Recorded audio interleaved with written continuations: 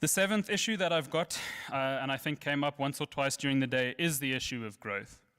As I mentioned, if we redistribute what we currently have, we sit with about just over $3,000 per person per month in the country. That's assuming that nobody finds a clever way to take some of their wealth that's greater than that, or their income that's greater than that, and leaves the country. So we need more money in the country. We need to grow the economy. We need to create jobs. We need to create wealth. And in order to do this, we need investment. And how do we get investment? Well, we get investment by creating investor-friendly policy that attracts people to invest in the country so that they can generate wealth, can generate opportunities, and can generate jobs in the country.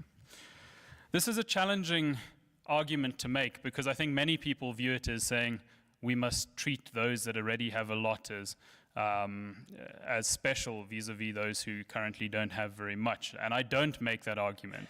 The argument that I make is that we need to provide more equal opportunity, but at the same time, we need to try and encourage job creation in the country and to attract job creators to the country and, of course, incentivize Namibians to become job creators for each other as well. It's my belief that Namibia sits with a huge opportunity.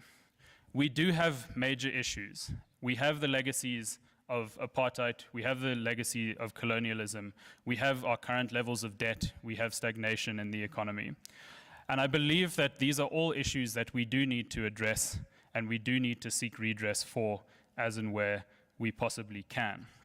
However, this also presents us with a huge opportunity because these are challenges that much of the region faces.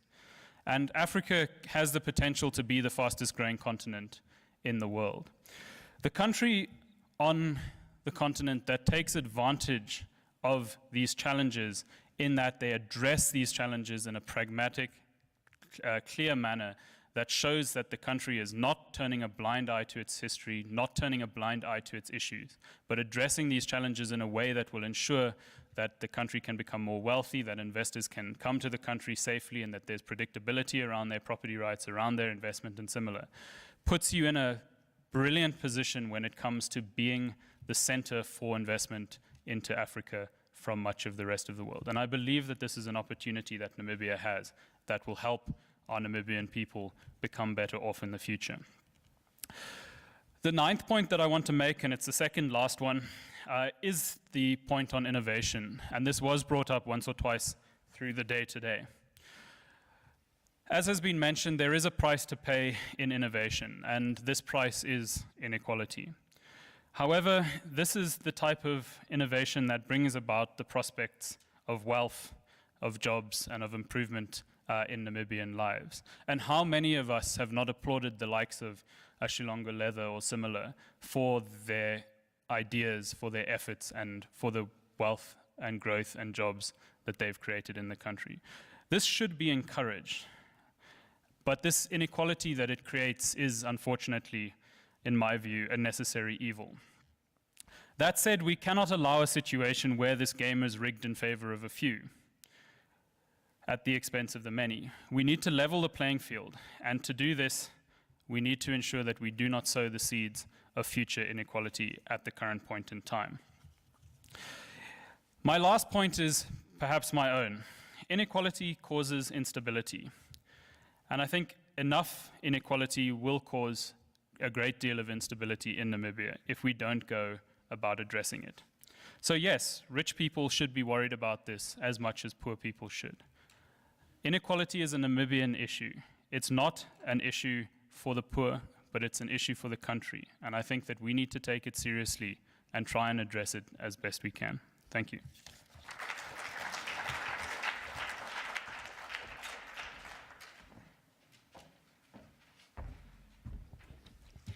You know, it's always a challenge when you come after good speakers and you're the master of ceremony. I'm not going to say much. I'll just rescue myself and call on Dr. Clemens von Doderer, the Hans Seidel Foundation country representative. A round of applause for him, please.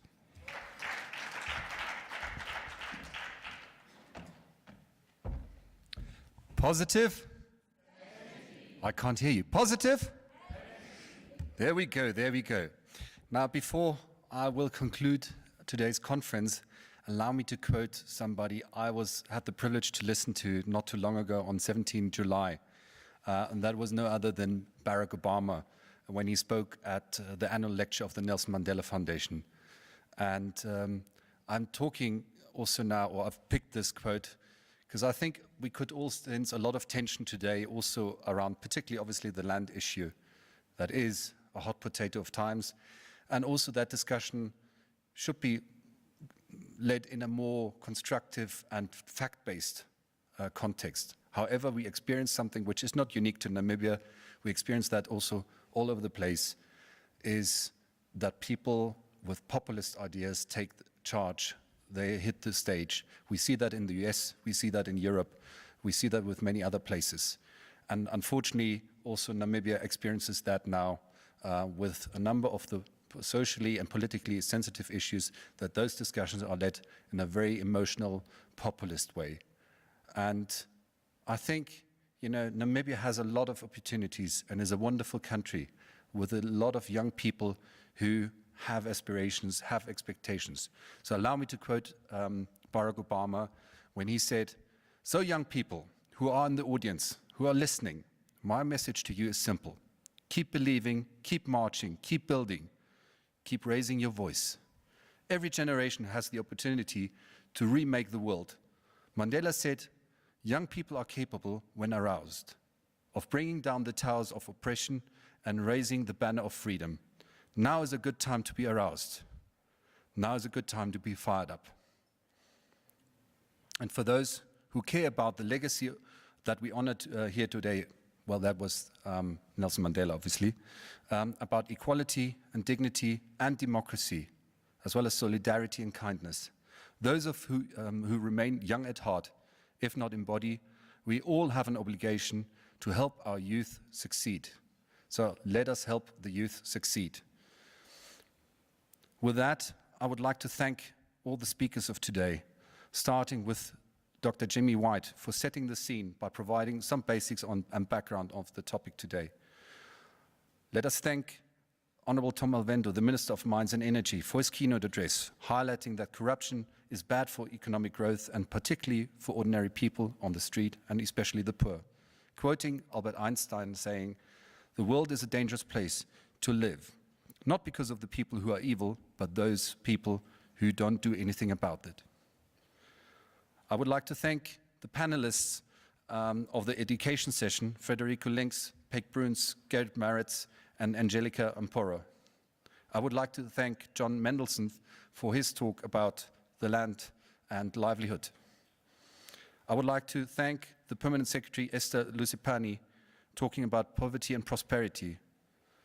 I would like to thank Ms. Nangula Uyanda, talking about public resources and services. Talking about respecting rights, Gwen List, I would like to thank you too. We all should thank also then those who contributed to the issue on equality, Namene Kalili, Ludwig Beukes, and again, Jamie White. And last but not least, summarizing today, also Rowland Brown, I would like to thank you for your talk just now. And before, how could I forget you, the Master of Proceedings, Ricardo, thank you very much for guiding us through the day. You did an excellent job, thanks very much. I would like to also thank the sponsors, FNB, PwC, the Development Bank of Namibia, Deloitte, and Standard Bank to make this event possible. I would like, and with that I would like to conclude, I would like to thank the organizers, starting with the Namibian, Christoph Maletsky and his team. You made this possible, you made this a success, and I think we can all be proud of what we've achieved today. And I think we've also started a discussion to be continued. I would like to thank the Economic Association of Namibia Secretariat, led by Cons Karamata and Hilja, who also spoke here earlier. I would like to thank the EEN board, led by Rowland Brown, Lauren Davidson, John Mendelsohn, and various others. Thank you for your contribution. And last but not least, I would like to thank my colleagues who've worked tirelessly to support, to make also this conference possible. So I would like to thank Emily Kandanga, Katrina Meile, Moses Gideon, and others for their contribution to make this possible today. And I would acknowledge one person here, and that's the former Prime Minister, Nahas Angula. Thank you for staying with us the entire day. I think it has been a very long day. It has been tiring for all of us, but I think you definitely deserve a round of applause for staying with us the entire day. Thank you. And with that, I would like to thank all of you, again, also for having that stamina to listen to all what has been said here on stage and around. And let's continue the discussion. I think it is important. Thank you.